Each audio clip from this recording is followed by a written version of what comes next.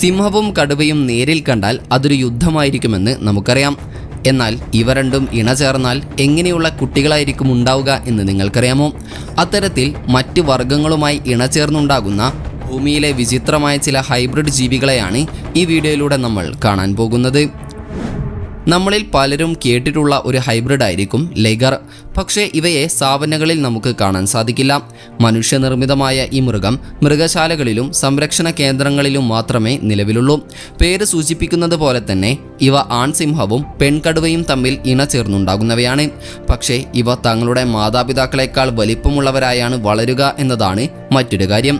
പക്ഷേ ഈ വലിപ്പക്കൂടുതൽ കാരണം ഇവയ്ക്ക് പലപ്പോഴും ജൈഗാൻറ്റിസം എന്ന അവസ്ഥ ഉണ്ടാകാറുണ്ട്. ഇത് കാരണം ഇവയ്ക്ക് 900 മുതൽ 1200 പൗണ്ട് വരെ ഭാരവും ഉണ്ടാകാറുണ്ട്. ഇത് അവരുടെ ശരീരത്തിന് വലിയ ബുദ്ധിമുട്ടാണ്. അതിനാൽ തന്നെ ഒരു എൻക്ലോഷറിനുള്ളിൽ പോലും ഇവ ഓടി നടക്കുന്നത് കാണാനുള്ള സാധ്യത കുറവാണ്.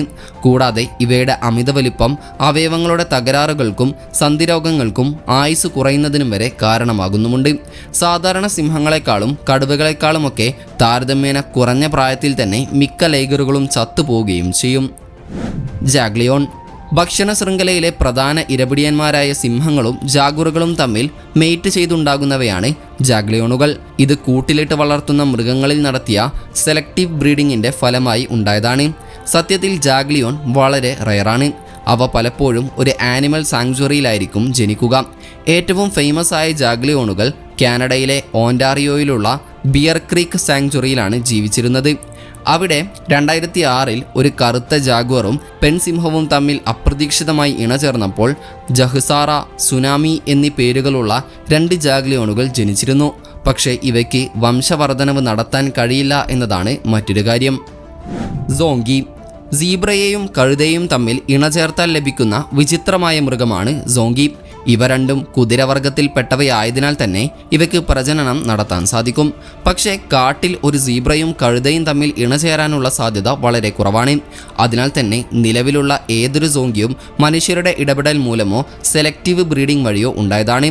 മാതാപിതാക്കളുടെ ഗുണങ്ങൾ നിലനിർത്തുന്നതിനാൽ തന്നെ ഇവയ്ക്ക് സാധാരണയായി കാലുകളിൽ സീബ്ര വരകളുണ്ടാകും.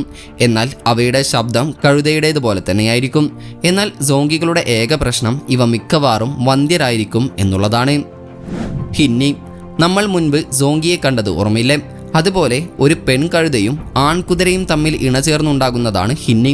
ഇത് മ്യൂളിൻ്റെ അഥവാ കോവർ കഴുതയുടെ നേർവിപരീതമാണ്. കാഴ്ചയിൽ മ്യൂളിനേക്കാൾ ചെറുതാണിത്. പക്ഷേ ഹിന്നി അതീവ കരുത്തുള്ളവയാണ്. ഹിന്നികൾക്ക് വളരെ ബലമുള്ള കാലുകളാണുള്ളത്. അതിനാൽ തന്നെ വലിപ്പം കുറവാണെങ്കിലും ഭാരം ചുമക്കാൻ അവയ്ക്ക് നല്ല കരുത്തുണ്ട്. കൂടാതെ മ്യൂളിനെ അപേക്ഷിച്ച് ഹിന്നികൾക്ക് കുതിരയെപ്പോലെയുള്ള സട ഉള്ളതിനാൽ തന്നെ കാണാൻ കൂടുതൽ ഭംഗിയുള്ളവരാണ്. പക്ഷേ ഇവ അത്ര വലിയ ബുദ്ധിശാലികളായിരിക്കില്ല. പക്ഷേ പണി കൃത്യമായി ചെയ്യാൻ അവർക്കറിയാം. ഡോ. മിക്ക ഹൈബ്രിഡ് മൃഗങ്ങളും ലബോറട്ടറികളിലോ മൃഗശാലകളിലെ ആകർഷണത്തിനോ വേണ്ടി ഉണ്ടാക്കുന്നതാണെങ്കിൽ മനുഷ്യരുടെ ആവശ്യകതയിൽ നിന്ന് ഉണ്ടായ ഒന്നാണ് ഡോ. യാക്കും പശുവും തമ്മിൽ ചേർന്നാണ് ഇതുണ്ടാകുന്നത്.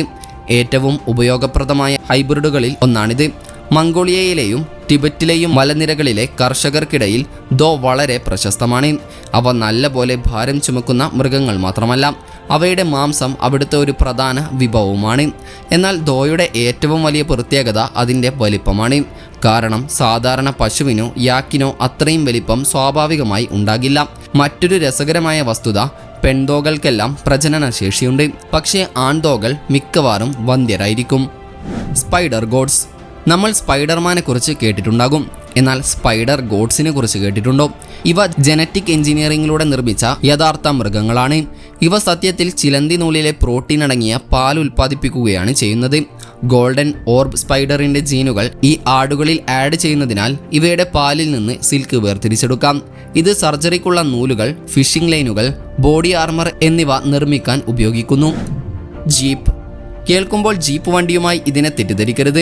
ഷീപ്പും ഗോട്ടും തമ്മിൽ ഇണചേർന്നുണ്ടാകുന്ന രസകരമായ മൃഗമാണ് ജീപ്പ്. പക്ഷേ ഇത് എപ്പോഴും വിജയിക്കാറില്ല. പലതും പ്രസവത്തിന് മുൻപേ ചത്തുപോകാറുണ്ട്.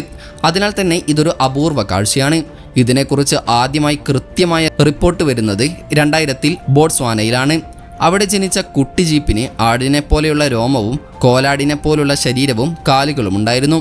പക്ഷേ ഹൈബ്രിഡുകളെപ്പോലെ ഇവയ്ക്കും പ്രത്യുൽപാദന ശേഷിയില്ല. എങ്കിലും ബോട്സ്വാനിയയിലെ ജീപ്പ് തൻ്റെ കേന്ദ്രത്തിലുള്ള മറ്റ് പെൺ ആടുകളുടെ പുറകെ എപ്പോഴും ഓടുമായിരുന്നത്രേ. ടൈഗൺ ലൈഗറിന് സമാനമാണെങ്കിലും ഇതിൽ മാതാപിതാക്കളുടെ റോൾ നേരെ തിരിച്ചാണ്. ആൺകടുവയും പെൺസിംഹവും ചേർന്നാണ് ലൈഗർ ഉണ്ടാകുന്നത്. രസകരമായ കാര്യമെന്തെന്നാൽ ഒരേ മാതാപിതാക്കളാണെങ്കിലും ടൈഗൺ ലൈഗറിൽ നിന്ന് വളരെ വ്യത്യസ്തമായാണ് ഇരിക്കുന്നത്. ഇളം നിറത്തിലുള്ള വരകളും ചിലപ്പോൾ ചെറിയ സടയും ഇവർക്കുണ്ടാകും. കടുവയും സിംഹവും കാട്ടിൽ ഇണചേരാനുള്ള സാധ്യത വളരെ വളരെ കുറവാണ്. കാരണം കടുവകൾ തനിയെ നടക്കാൻ ഇഷ്ടപ്പെടുന്നവരാണ്. സിംഹങ്ങളാകട്ടെ കൂട്ടമായി ജീവിക്കുന്നവരും. കാട്ടിൽ ഇവർ കണ്ടുമുട്ടിയാൽ തന്നെ അതൊരു പോരാട്ടത്തിലായിരിക്കും അവസാനിക്കുക. അതിനാൽ തന്നെ ടൈഗറിനെ മൃഗശാലകളിൽ മാത്രമേ കാണാൻ കഴിയൂ. ഇവയെ കാട്ടിലേക്ക് വിട്ടാലും മറ്റ് വർഗ്ഗങ്ങൾ ഇവയെ അംഗീകരിക്കില്ല. ഹൈബ്രിഡ് മൃഗങ്ങളുടെ ജീവിതം അങ്ങനെയാണ്. ഇവയിൽ മിക്കതും വന്ധ്യരായതിനാൽ തന്നെ ഓരോ ടൈഗണും അതിൻ്റെ വംശത്തിലെ ആദ്യത്തെയും അവസാനത്തെയും അംഗമായിരിക്കും. ലിയോപോൺ ആൺപുള്ളിപ്പുലിയും പെൺസിംഹവും തമ്മിൽ ചേരുമ്പോഴാണ് ലിയോപോൺ ഉണ്ടാകുന്നത്. മൃഗശാലകളിൽ മാത്രം ജനിച്ച വളരെ കുറച്ച് ലിയോപോണുകൾ മാത്രമേ ലോകത്തുള്ളൂ.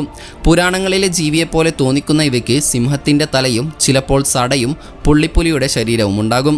ഇവയെങ്ങാനും കാട്ടിലുണ്ടായിരുന്നെങ്കിൽ പശ്ചാത്തലവുമായി അലിഞ്ഞു ചേർന്ന് ഇരപിടിക്കുന്ന അതിശക്തരായ വേട്ടക്കാരായനെ. പക്ഷേ ഭാഗ്യവശാൽ അത് സംഭവിക്കില്ല. 20-ാം നൂറ്റാണ്ടിൻ്റെ തുടക്കത്തിൽ ഇന്ത്യയിലും ജപ്പാനിലും മറ്റും ഇവയെ വളർത്തിയിരുന്നുവെങ്കിലും ഇന്ന് ഇവയിൽ ഏതെങ്കിലും ജീവിച്ചിരിപ്പുണ്ടോ എന്ന് സംശയമാണ്. ലിയോപോണുകൾ ജനിക്കുന്നത് തന്നെ വളരെ അപൂർവമാണ്. കില്ലർ ബീസ് എന്നറിയപ്പെടുന്ന തേനീച്ചകൾ യഥാർത്ഥത്തിൽ ഒരു ഹൈബ്രിഡാണെന്ന് നിങ്ങൾക്കറിയാമോ? അതെ, ഇവ മനുഷ്യൻ്റെ ഇടപെടൽ മൂലം ഉണ്ടായതാണ്. 1950കളിൽ തേനുൽപാദനം കൂട്ടാനായി ശാസ്ത്രജ്ഞർ യൂറോപ്യൻ തേനീച്ചകളെയും ആഫ്രിക്കൻ തേനീച്ചകളെയും തമ്മിൽ ബ്രസീലിലെ ഒരു ലാബിൽ വെച്ച് ഇണചേർത്തു. അങ്ങനെയാണ് ആഫ്രിക്കനൈസ്ഡ് ഹണി ബീ ഉണ്ടായത്. ഇവ ലാബിനുള്ളിൽ തന്നെ കഴിയുമെന്നാണ് അവർ കരുതിയത്. പക്ഷേ ശാസ്ത്രജ്ഞരെയും ലോകത്തെയും ഞെട്ടിച്ചുകൊണ്ട് ഇവ പുറത്തു കടക്കുകയും വ്യാപിക്കുകയും ചെയ്യുകയായിരുന്നു. മറ്റ് ഹൈബ്രിഡുകളിൽ നിന്ന് വ്യത്യസ്തമായി ഇവയ്ക്ക് വേഗത്തിൽ വംശവർദ്ധനവ് നടത്താൻ കഴിയും. തങ്ങളുടെ കോളനിയെ സംരക്ഷിക്കാനുള്ള ഇവരുടെ വാശി ഭയങ്കരമാണ്. ഒരെണ്ണത്തിൻ്റെ കുത്ത് അത്ര അപകടകരമല്ല, പക്ഷേ ഇവ എപ്പോഴും കൂട്ടമായാണ് ആക്രമിക്കുന്നത്. അതുകൊണ്ട് തന്നെ അവയിൽ നിന്ന് ഓടി രക്ഷപ്പെടുക എന്നതും ബുദ്ധിമുട്ടാണ്. കില്ലർ ബീസിൻ്റെ കുത്ത് കൊണ്ടിട്ടുള്ളവർ കമൻറ്റ് ചെയ്യാൻ മറക്കരുത്. ബീഫലോ നമുക്ക് ബീഫ് വളരെ ഇഷ്ടമാണ്. പ്രത്യേകിച്ച് കേരള സ്റ്റോറിയിൽ കാണിക്കുന്നത് പോലെ മുസ്ലിങ്ങൾക്ക്, അല്ല നമ്മൾ മലയാളികൾക്ക്. എന്നാൽ നിങ്ങൾ ബീഫലോയെക്കുറിച്ച് കേട്ടിട്ടുണ്ടോ? ഒരു പെൺ ബൈസണും ചേർന്നാണ് ബീഫലോ ഉണ്ടാകുന്നത്. നമ്മൾ കണ്ട മറ്റ് ഹൈബ്രിഡുകളിൽ നിന്ന് വ്യത്യസ്തമായി ബീഫലോയുടെ ചരിത്രം നൂറുകണക്കിന് വർഷങ്ങൾക്ക് മുൻപ് തന്നെ തുടങ്ങുന്നുണ്ട്. ആദ്യമായി ബീഫലോയെ കണ്ടത് 1700കളിൽ അപ്രതീക്ഷിതമായി അവ ജനിച്ചപ്പോഴാണ്. എന്നാൽ ഏകദേശം 100 വർഷങ്ങൾക്ക് ശേഷം കടുത്ത ശൈത്യകാലത്തെ അതിജീവിക്കാനും കരുത്തുണ്ടാകാനുമായി കുടിയേറ്റക്കാർ ഇവയെ വളർത്താൻ തുടങ്ങി. എങ്കിലും 2024ലെ ഒരു ജനിതക പഠനം കണ്ടെത്തിയത് രജിസ്റ്റർ ചെയ്ത മിക്ക ബീഫലോകളിലും ബൈസൺ വംശപരമ്പരയുടെ ലക്ഷണങ്ങളില്ല എന്നുള്ളതാണ്. പകരമായി മറ്റ് കന്നുകാലികളുമായി ഇണചേർന്നത് മൂലം അവയ്ക്ക് സെബു ഗുണങ്ങളാണ് ഉള്ളത് എന്നാണ്. കൂട്ടത്തിൽ നിങ്ങളെ ഏറ്റവും അത്ഭുതപ്പെടുത്തിയ ഹൈബ്രിഡ് മൃഗം ഏതാണെന്നും കമൻറ്റ് ചെയ്യാൻ വിട്ടുപോകരുത്. വീഡിയോ ഇഷ്ടപ്പെട്ടാൽ വീഡിയോക്ക് ലൈക്ക് ചെയ്യാനും വീഡിയോ ഷെയർ ചെയ്യാനും നമ്മുടെ ചാനൽ സബ്സ്ക്രൈബ് ചെയ്യാനും മറക്കരുത്. അപ്പോൾ മറ്റൊരു ഇൻഫോർമേറ്റീവായ വീഡിയോയുമായി വരുന്നതുവരെ ഗുഡ് ബൈ.